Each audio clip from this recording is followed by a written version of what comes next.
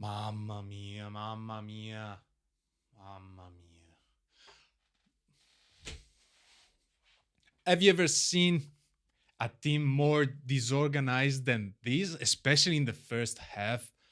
Conceição, what was that? What was that bleh, that disgusting thing that we saw in the first half? Why is Joao Felix playing there when like Leao came in the second half and pretty much created all the scoring opportunity that AC Milan had? Why? Why was Joao Felix there? What was that? I did in the first half. I did not understand what Milan wanted to do. I did not understand what Milan wanted to do. I was looking, I was like, well, what is the plan of AC Milan? There is no plan. There is a plan. What is the defending plan of AC Milan? What is the pressing plan of AC Milan? There is no pressing. Like the supposedly high pressing that AC Milan was doing was useless because it was so easy to pass the first press that AC Milan did for Napoli that then there was no midfield. You see what is the problem with AC Milan? There is absolutely no midfield. Once you pass that first pressing, you got field, you can go, yeah, no problem. Lukaku, easy game. Politano, Di Lorenzo, easy, all easy. And this, in a big part, is also Joao Felix's fault. I'll show you because it pisses me off. So, for example, this is not the first goal that we conceded, but it's the same situation. Okay, this is the minute 15th, and you see that Napoli is playing out from the back. You see that Di Lorenzo is here, all free to go, and Joao Felix is just watching there, like pretty much nowhere. He's doing nothing there. So what can Napoli's defender do? Well, that's pretty easy. He's gonna pretty much give the ball here, and then Di Lorenzo can just go and just cross the ball and give it to Lukaku or to Politano or whatever, right? This happened a lot. This happened a lot because our pressing is inefficient. And by the time that the ball goes here, look, they passed half of AC Milan. There's nobody here to stop Di Lorenzo. Lorenzo can just run. We have only the defense is there to stop Di Lorenzo. And it's not enough. It's just 4 players. Here is all disconnected because this pressing is pretty much useless. And then they score. Now, they didn't score in this particular opportunity, but they did in the first times. This, for example, this is the same situation 1 minute before this. 1 minute before the one that we just looked at. It's the same. Joao Felix is late. The defender of Napoli has the ball. They give it to Di Lorenzo. Di Lorenzo goes on, and boom! Everybody here is passed. Now, they didn't score in these particular occasions, but they came out pretty close to scoring anyway, right? And the first goal was like that. See? This is the goal. 1 minute in, because why not concede a goal like this instantly, right? So 1 minute in. Exactly the same. You have Joao Felix that it's here. He's late. He gives the ball to Di Lorenzo. Di Lorenzo has all this space to go. He just crosses the ball. He gives it to was it Lukaku or Politano? I think it's Politano. And our defenders, they just they do nothing. Okay. This, for example, is a better image of the same goal in the first minute of the game, right? So this already happened. You see that Joao Felix is. It's here. It's late with Di Lorenzo. Di Lorenzo already kicked the ball. Fernandez is going this way. And Politano has all this space to attack because there is nobody, because they passed all out of our midfield. There is a lot of space. So what happens here, because here is not only this, because this was not like an impossible goal to avoid, right? Because it's true that he had Lukaku and Politano, but also Gabbia and Pavlovic, they were in position to recover, okay? And Pavlovic, in theory, he's faster than Chao. I don't know why Chao didn't play and we have Gabbia and Pavlovic. I don't know what they thought that he's being aggressive against Lukaku was worth something. I don't know. But here we see the main problem of Pavlovic. Pavlovic acts before he thinks. Here, he doesn't even look at the man. He looks at the ball. He's looking at the ball here, okay? He's looking at the ball and he does this. This that you see here is a screenshot, obviously. And here, he does this half step here to go against Lukaku because I think he thought that they will give the ball to Lukaku and he loses the tempo by doing this. So Politano has all the time to go there. He beats Pavlovic, then Gabbia recovers, but then the two of them can't stop, can't defend. And then boom, goal. And the first half was all like this, super easy to pass AC Milan. In the second half, finally, he changed the formation, leaving again Joao Felix in that proved to be useless in the first half. He lived in, he put Leao in finally, and then you can see that without Leao, we are way less dangerous because like it or not, Leao is one of the best players we had. Also, what was the other problem of the first half? The other problem was that Reinders was playing as an attacking midfielder and he was caged, and Fofana and James Bondo couldn't do much either way. They could, because they were like caged by Napoli's midfield. So in the second half, finally Reinders goes into the pivot position and we start to create something.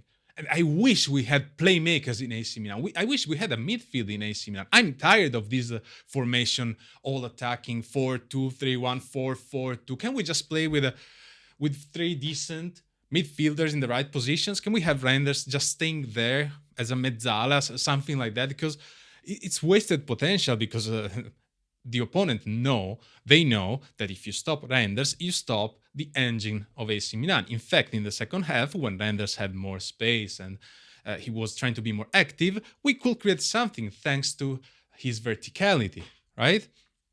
Because when the other plays, they just played horizontally and nothing happens because we tried to play in the mid, you know, but all the spaces were closed. So that's why you needed somebody like Leao that can create those 1-versus-1 and pass the man. So what was the problem then in the second half? The problem is that our players takes egoistic decisions. So Leao created a lot of chances, but in a lot of those chances, he could have done better. The last pass, right? Instead of shooting, he could have passed the ball to somebody that was in a better position than him. And the same thing happened with the Santi Jimenez, my friend Santi, right? He was there. He could pass the ball. There was I don't have it here, but like there was an opportunity for him to pass the ball to Leao. He chose to shoot out. Pavlovic did the same. Now I know Pavlovic is not an attacking player, but still, he had the opportunity to give the ball to Leao in a very tight space, but it was possible. He chose to shoot. It wasn't a bad shot in the end, but it was useless. It was useless because we were just like shooting. Then of course Santi has to take that penalty and whatever that was, and we managed to score. Then, as usual, in the end of the game, we start playing, right? So when Napoli is a little bit tired and Napoli got a little bit too much safe, let's say. They were safe about the results, so they were less, they played less good, how do you say, worse than the first half, right? And we started to go on the pitch and create something, but mainly thanks to Leao, by the way, okay? Because everybody else did absolutely nothing. Abraham did nothing, and I blame everybody. I blame Conceição first for this formation, for this play style, okay? Now Conceição is blaming the fact that we didn't have time to coach because now you had the time to teach something to these players, right? No, it's not working because we don't have a midfield. When you play like with a 4-4-2 defending, right, and you have a Chukwueze here, and you have Leao or Joao Felix there, it's not like playing. They're not good at defending, and we knew that. We know that. So of course, we know that. He tried something different, by the way. He tried also to put Joao Felix as a second striker, and after 10 minutes, he took him off. Then he put Pulisic as a second striker. So we had Santi and Pulisic. I think he got this idea by watching the USA team in the Nations League, pretty much. But overall, like the performance of our players, it was like non-existent. Like I don't know what to say. I didn't understand what was going on in the pitch. Did you? Because I'm sure that there are people that are way better than me and watching matches and analyzing. I'm just a supporter that I'm trying to do my best. But still, like when I watch other matches from other teams or whatever, at least I see an idea. I see an idea what they want to do, what they try to do, if it is long passes or crosses or whatever, right? I saw nothing here. Like I saw there was Menyan having the ball a couple of times, more than a couple of times, and he was keeping the ball for like 7, 8, 10 seconds looking around because nothing was happening. And Rendes was one of the most frustrated on the pitch because he was like trying to call the pass or tell Bondo or Fofana where to pass the ball, and it was just ignored because it was passing. They were all passing the ball backwards. The same was with Walker too. Walker too was like was getting he got surpassed a lot of times in that. So many holes in that. I don't want to go. I don't want to do a full analysis. Maybe I'll do another video about with the ratings, but I don't really feel like it right now. While try to analyzing a little bit more. I don't know. But we leave so many spaces, and it's so easy to pass our midfield. Our pressing is like so lame. I watched the match Brighton versus Nottingham Forest, won by Nottingham Forest from the FA Cup. Okay, if you Nottingham Forest. I didn't watch any matches before this, right? But they were like super compact and so aggressive with their 4-4-2 in defense that it was at least interesting to watch, right? They had a clear plan. AC Milan's 4-4-2, there's no aggressiveness. The players, they just go randomly. Like it's not like an effort from the team. Is a singularity thing, you know. The single player chooses to do that, and by doing that, it opens a lot of space. And then they just like a lot of the times Napoli didn't see that space or didn't take it and went for choose other things. But still, it's so easy to score to AC Milan. I'm so disappointed, and I thought I couldn't be more disappointed. Now, what is worse than losing this match?